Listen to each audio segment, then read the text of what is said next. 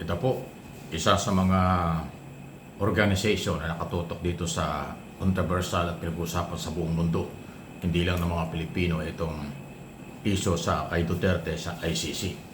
Si Attorney Jojo Lacanilao, convener po ito ng Duterte Panagutin Network at kabilang sa mga tumutok at binantayan po itong 4 na araw na pre-trial. At ngayon po, malungkot man sa side ng mga maka-Duterte, ang tingin daw niya ay walang matibay na naging argumento ang depensa sa nailatag na basihan ng prosecution team. Pakinggan po ninyo ang interview at paliwanag dito. Pero it's not. Maganda naman yung mga explanation ng prosecution.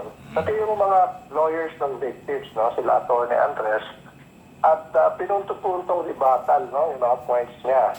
Kaya I don't think makakapuntos pa siya eh. Tapos kahapon, naalala mo, Victoria, in-interview si Atty. Delgra. Delgra. Yes, or ayun, ano mo take away ko doon? Mukhang hindi nag-uusap yung Filipino lawyers saka si Mr. Kaufman. Kasi yung sabi ni Mr. Delgra, hindi niya alam yung sasabihin. Yung Mr. Kaufman. Yung sa huling, di ba, nag-break. Tapos magsasalita siya. Yan, take away ko doon. Mukhang hindi nag-usap itong mga to, no? At ano kaya yung input nila dun sa sinabi ni Kaufman? Mukhang wala. And then I think they were trying to spin yung mga sinasabi nila at be positive and say, maganda, impressive, etc. Pero actually, parang tuloy-tuloy na tayo sa trial eh. Ang aking pakiwari. At yung whatever 30 minutes or 40 minutes na last statement ni Mr. Kaufman kagabi, I don't think would have turned around yung mga nangyari the last 3 days sapagkat maganda yung presentation ng prosecution, very methodical, clinical,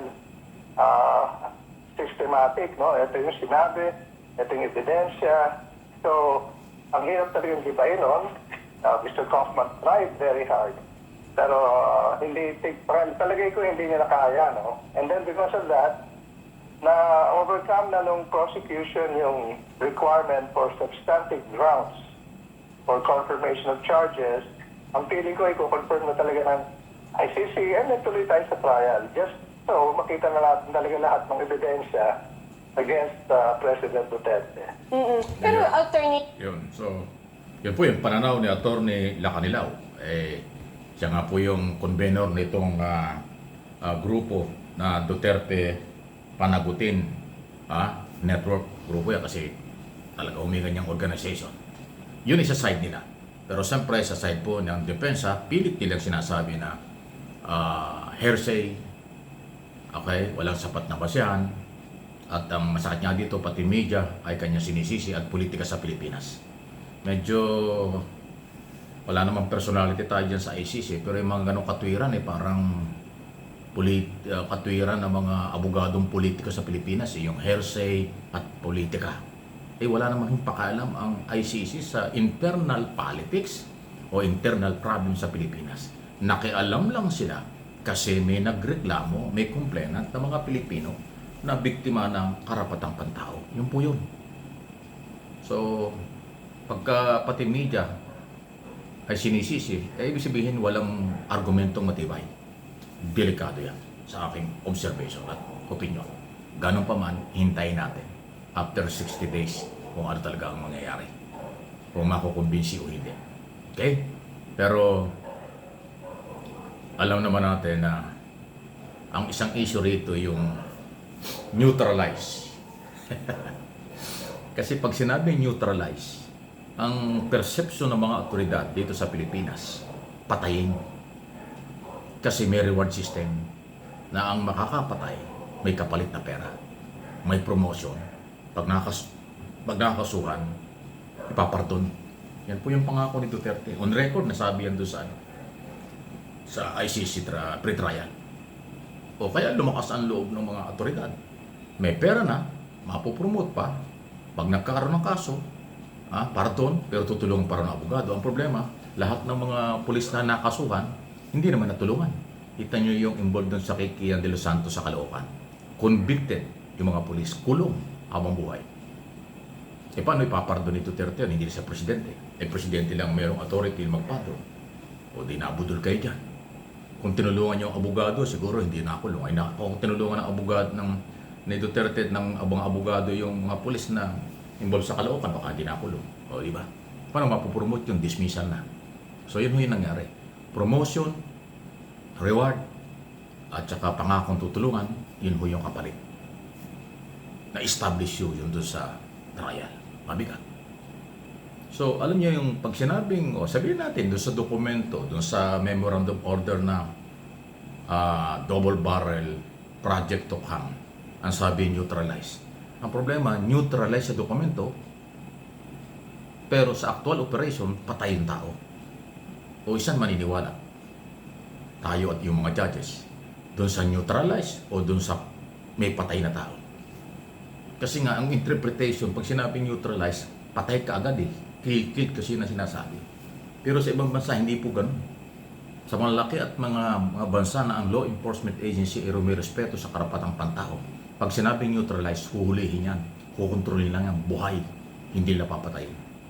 Dito sa atin, ang neutralize, tumba. Kung nakatumba ka na, hindi ka na makatayo. Yan ang neutralize dito sa atin. Malungkot man, pero yan ay labag sa batas. Labag sa karapatang pantao na yung neutralize na tinatawag, ang ginagawa nila, itinutumba. Yun ay malaking pananagutan. Kaya sila hinahabol ngayon ng batas. Actually, hindi lang sa international, kahit dito pwedeng habulin yan. Ang problema lang, walang nag-file ng kaso dito sa Pilipinas nung panahon yun kasi walang tiwala sa mga nakapwesto sa gobyerno dahil takot kay Duterte.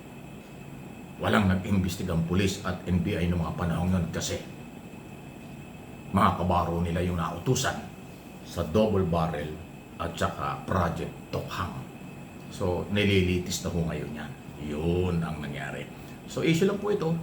Nababanggit natin ang mga nakaraan at yung mga nangyari, kayo na po ang bahala. Pero sinasabi po nitong kampo ni Duterte Panagutin Network, convener na si Attorney Jojo Lacanilao, malakas daw po yung naipresenta ng prosecution at wala siyang nakitang matibay na argumento si Attorney Colkman, ang Defense Counsel, Lead Counsel ng nakakulong na si dating Pangulong Duterte. Please like and share sa ating mga topic dito po sa Mike Abe Opinions at dito sa channel na ito, MA Pinoy TV. Talakayan lang, balitaan lang, walang personalan. Palawakin po natin ang ating kaisipan at kaalaman dahil ang trabaho ko ay maghatid lang sa inyo kung ano yung totoo. Walang fake news dito. Hindi tayo sasali dyan. Yung totoo. Yung iba'y nagagalit kasi totoo tayo. Pero wala tayong magagawa. Ang katotohanan ay hindi pwedeng pagtakpan kailanman. At ang fake news, yan ay nakakasira sa tao at sa mga mamamayan. Kaya hindi tayo pwede doon.